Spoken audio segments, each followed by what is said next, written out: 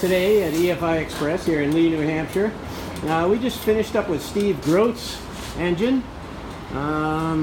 He is basically a Reman LQ9 with what we call a VCM. It's a bigger one of our cams.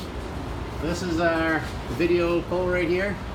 We got 402 at the hubs of our dyno cart. You want to pull up your... Alright, so we got about 406 torque peak.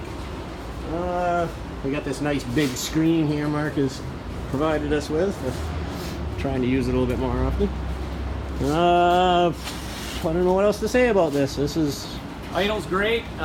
Seems like that torque curve has a real nice profile to it. As you can see, you're making a good solid 350 foot-pounds of torque right at 1500 RPM, so you're pulling stumps with this bad boy. And then you really don't start falling off on torque until after 5,000. And even when that torque curve is tapering, your horsepower is still freight training all the way to 62, 6300. So yeah, it's gonna be fun. All right, so we'll figure it out here in a...